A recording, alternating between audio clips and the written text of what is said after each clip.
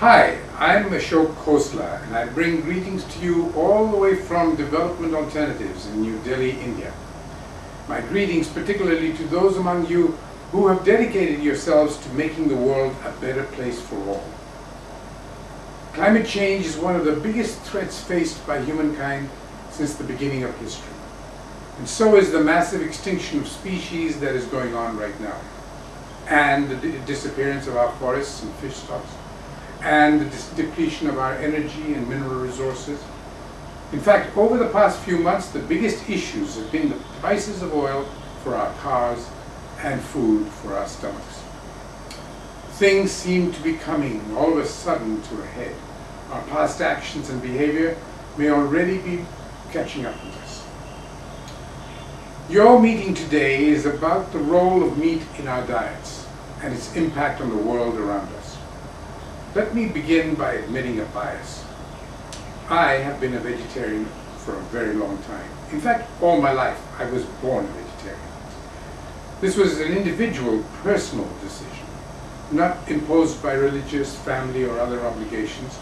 And until recently, I've never felt the need to preach or proselytize vegetarianism to others.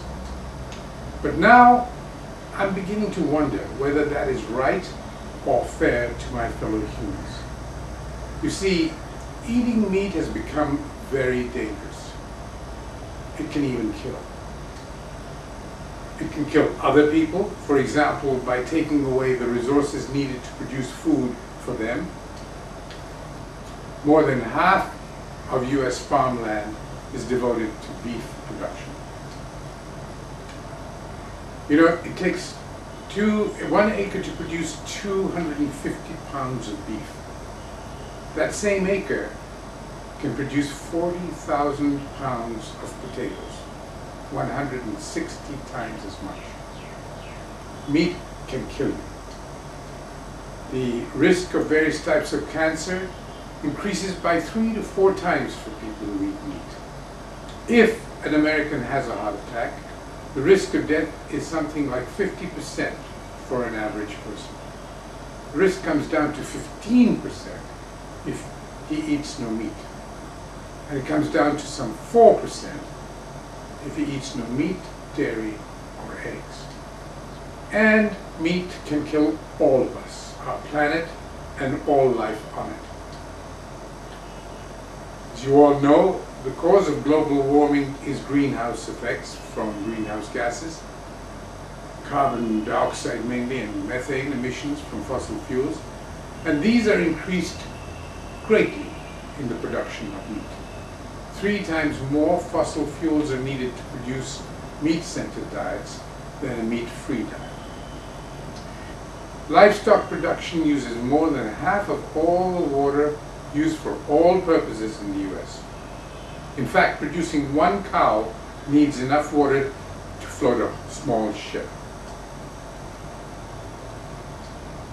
It would take 260 years to use up the world's oil resources if people gave up eating meat today.